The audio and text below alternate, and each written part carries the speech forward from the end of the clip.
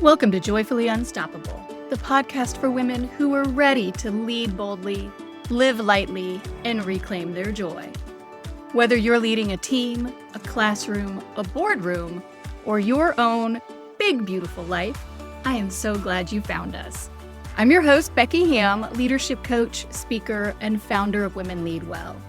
After years of high-level leadership, I discovered that success doesn't have to come at the cost of your peace, your values, or your well-being. Each week, we'll explore what it means to lead joyfully, sustainably, and authentically, even in a world that tells you to hustle harder and prove your worth. You carry a lot. Let's help it feel lighter. Okay, so today, I want us to talk about what it means to be a resilient leader. The leader who is strong, not hard, who bends without breaking, who finds steadiness and even joy in the midst of challenge. Some of you may know, before I founded Women Lead Well, I spent over 15 years working with the Marine Corps and as an expert in the area of leadership and ethics. And this topic of resilience was vital to ensuring that our military were both morally and emotionally prepared to make incredibly difficult decisions under immense stress. And while I hope that nobody listening to this podcast ever faces truly extreme circumstances, anyone in a leadership role, if you're leading a corporation or leading your very own life, we all face difficult challenges, adversity, hardship. So let's talk about it. What has been so helpful for me is the work of psychologist Suzanne Kobasa. She spent years studying why some people grow stronger through stress while others collapse under it. And she found that resilient people share 3 traits, 3 ways of seeing the world, of interacting with the world, and that they form this backbone of what she has termed psychological hardiness. And those 3 traits are commitment, control, and challenge. And I want to tell you, those 3 words, those concepts have changed the way I think about leadership, but they fundamentally changed the way I live my own life. And they form the heart of what I have come to call resilient leadership. And that is when you lead with purpose, agency, curiosity, especially when life feels uncertain. And so today I want us just to walk through each of those traits. Like, what is commitment? How do you know it when you see it? How do you build it, right? What is control? What is challenge? I'll share where they show up in your leadership and the actual things that you can do in your life that aren't hard to strengthen them. Why? Because life gets hard, life gets difficult, work gets messy. And the better grounded you are, the more you feel in control of the things you actually control, the more committed you are to things that give you meaning, the more you view life as challenge rather than threat, better it's going to go for you, and the happier you're going to be while you face the challenge. So let's do it. Why not, right? Why wouldn't you build your resilience? And so let's start with this. Resilience is not just about toughness by itself, right? Like, to be resilient is not just to be tough. Resilience is your ability to create meaning in the midst of disruption. So for you to find meaning, value, worth in the middle of the yuck. When I first began teaching moral resilience, I described it as the courage to find purpose even when life feels disordered or painful. Resilient leaders are the ones who can interpret hardship as part of a larger story of growth, right? They keep that big picture, that arc of their lives, of their careers in mind when things go poorly for them. And they can do that because they understand who they are, they understand what matters most, and that clarity steadies them when the world gets chaotic. And so, like, if you're leading a team, a classroom, a company, a family, wondering how to stay strong without losing your spark, here, like, pay attention today. This is your conversation. And the first pillar that I want us to talk about is commitment. And so commitment is the choice to remain deeply engaged with life, to invest in what gives your work and relationships meaning. Kobasa found that people who stay committed experience a sense of purpose that anchors them through adversity. And so as we're talking about commitment, I think it's also helpful to talk about the opposite. Right? So you can either be committed, or the opposite of commitment is alienation, where you feel like you are not connected to purpose. You are not connected to the broader story of life. And I've seen both of these. I think you have too. Now that you know it, you're going to start seeing it everywhere. You see both the commitment and the alienation in every sphere of leadership. When stress comes, when pressure builds, there are a lot of people who instinctively pull back to protect themselves. Natural instinct. But resilience calls for connection, right? You're not just committed to ideas and principles. You will be. Sorry, I'm like finger wagging for those of you who are watching me on YouTube. Resilience isn't just about being committed to these ideals and these principles. It's also about being committed to other people, right? Humans, we are inherently social beings. And so to be resilient, you got to be connected. And so commitment, even in stressful moments when many people's default is to isolate and alienate, commitment asks you to stay present in your work, to stay connected to your values, and to stay connected to your people. Research shows us the impact of connection on human well-being, right? Like this isn't just a hot take. Like this is grounded in decades of research that humans who feel deep commitment and connection to others, they live longer, have less anxiety, suffer less cognitive decline with age than those of us who isolate and disengage. Like commitment's real. Like it's a big deal. It does not mean overextending yourself or saying yes to every request, right? I don't mean to overcommit.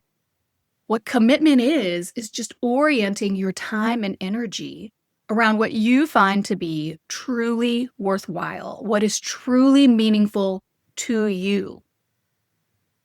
So, what could this mean for you? How might you build commitment in your life? Revisit what you love about your work. Protect the parts that still light you up. Make time for the things that light you up in your calendar.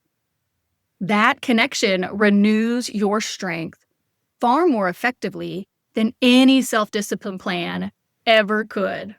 The second pillar is control.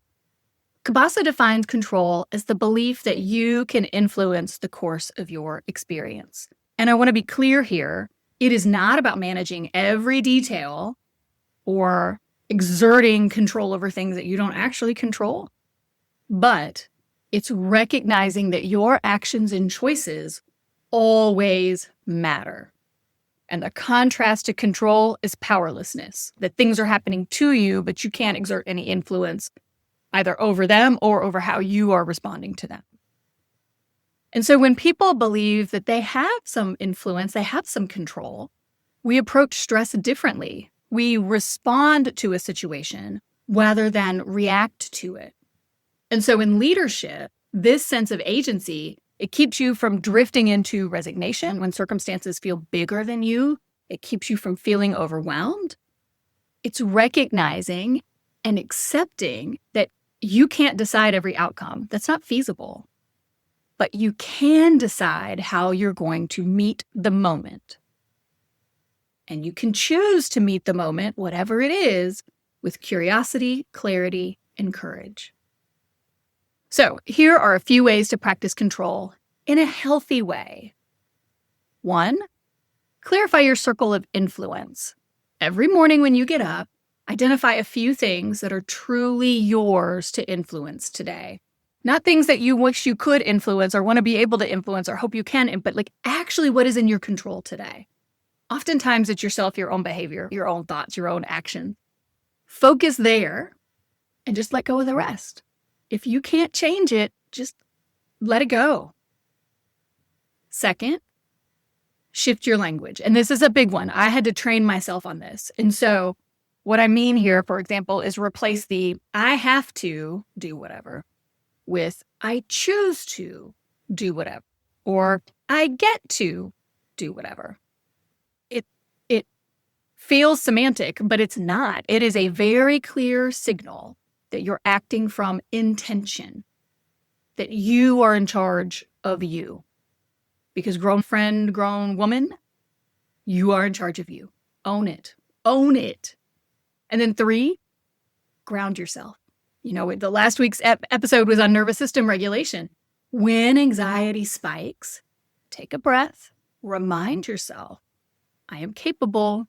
I choose how I respond here. I can choose my next step. My favorite, I am safe in this moment. I am safe. And then when I start to acknowledge that, yes, I am safe, options open up. When we feel powerless, options kind of our brain shuts down on options. We get super narrow tunnel vision. And so when you can come back to that place of control and safety in the body, it opens up all these opportunities that you probably hadn't been paying attention to when you were stressed out and feeling powerless. And so this is helpful for resilience because when you do things like that, you remind yourself of your agency. So think of control as discernment, that you are not grasping for certainty. You're deciding where your energy will make the greatest difference. And you are the boss of you, right? Your energy should serve you. There's this great quote by Viktor Frankl that I love, where he said that forces beyond your control can take away everything except one thing: your freedom to choose how you will respond to the situation.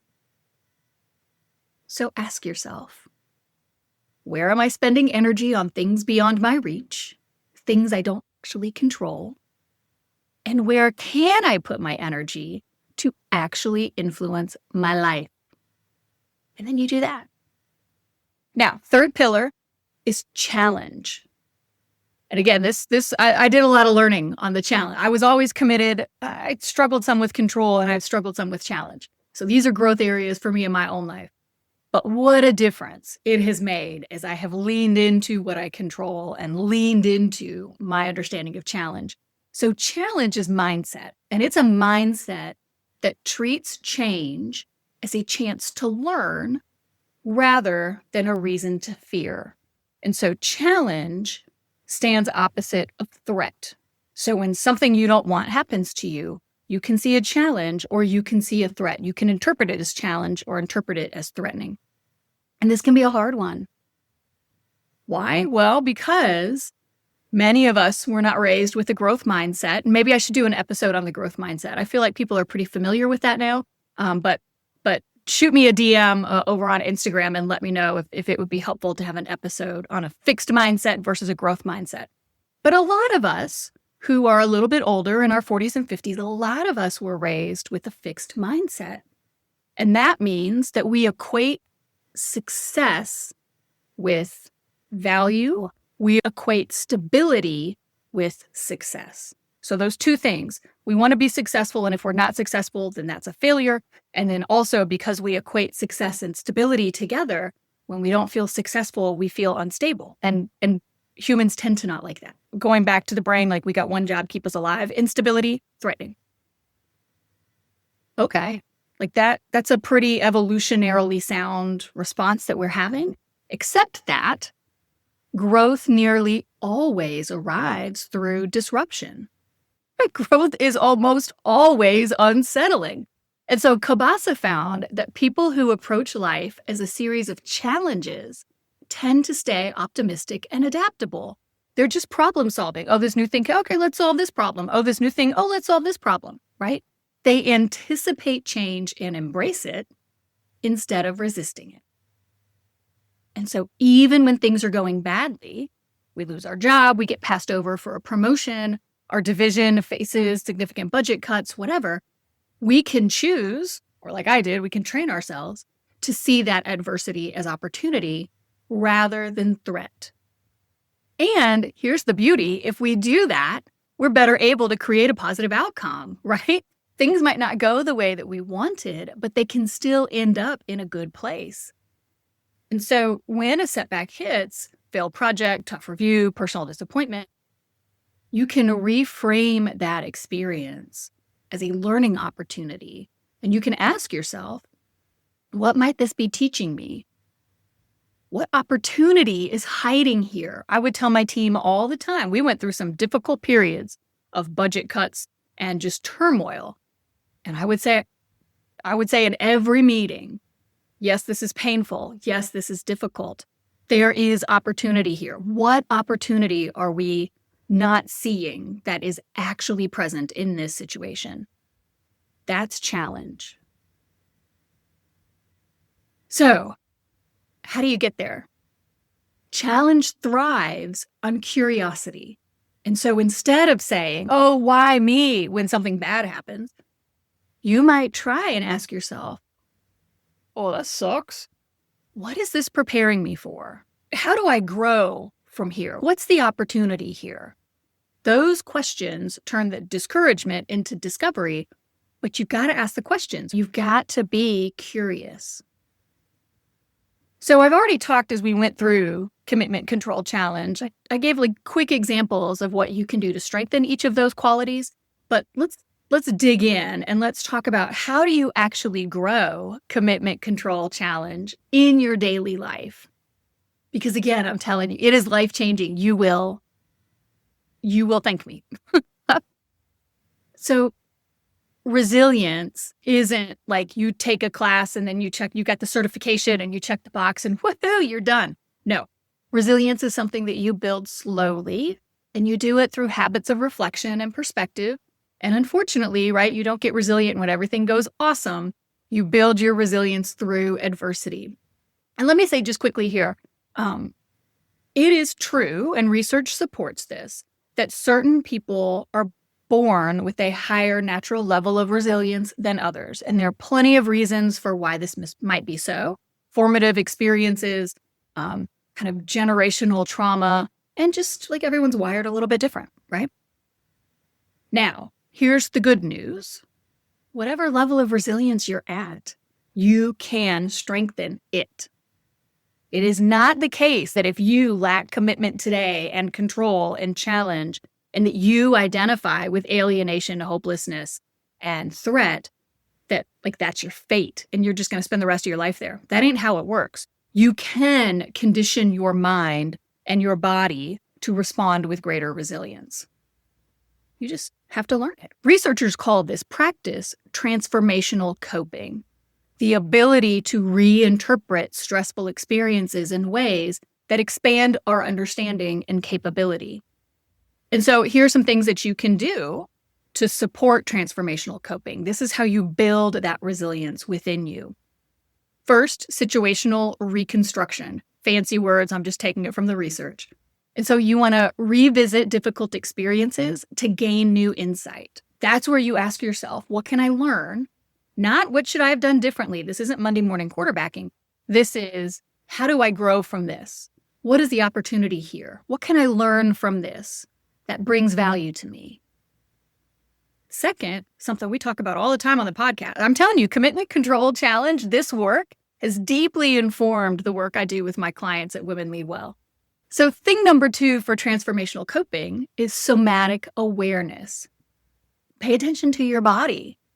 Maybe your shoulders are tight, maybe they're up, right? Maybe you've got that shallow breathing where you don't get a full breath in. Maybe you've clenched your jaw. Those are clear signs that your nervous system is dysregulated, that your body does not feel safe. Listen to it. Respond. Take time to regulate as you are asking those questions, as you are trying to find what you do control in a situation. And then the third is what I have termed belligerent self-improvement. Turn reflection into action by identifying one way you can grow stronger from that experience, whatever it is. And I call it belligerent self-improvement because you got to fight for it, right? There are times when something bad has happened and you feel bad, feel your feelings, always feel your feelings. And then take that next step and say, I'm going to make something good out of this. That is your force of your will, right? I'm calling it belligerent because you are making it happen. You control how you react to that moment. And so you find some good in it for you. Belligerent self-improvement. Now, these practices mirror the ACE model that I teach in my programs. You've got awareness, capacity, and embodiment. Awareness helps you to notice your patterns and the things that trigger that nervous system dysregulation. Capacity building builds the skills that you need to respond instead of react. And then embodiment allows you to lead from a centered, grounded presence that empowers those around you, that you become the woman who is resilient. You're not trying anymore, like you are. And so resilience develops as you move through that cycle again and again and again. So every time you face adversity, every time you frame something as a challenge instead of a threat, every time you stay committed to your values instead of walking away from them in expediency, your resilience grows. And now, one of the deepest lessons, most important things that I have learned from years of studying resilience is that it is profoundly human. It is part of our DNA. It is in us. Resilience is not about avoiding hardship, because that ain't possible. Resilience is about allowing difficulties when they come to deepen our compassion, because it's a challenge, not a threat. To deepen our courage, because we're committed, because we identify where we have control. They clarify what is most important to us in our lives and as we look at the world around us. So I gave this talk to chaplains one time. It's probably a decade ago. It's been a minute. And I said, people don't need abstract theology.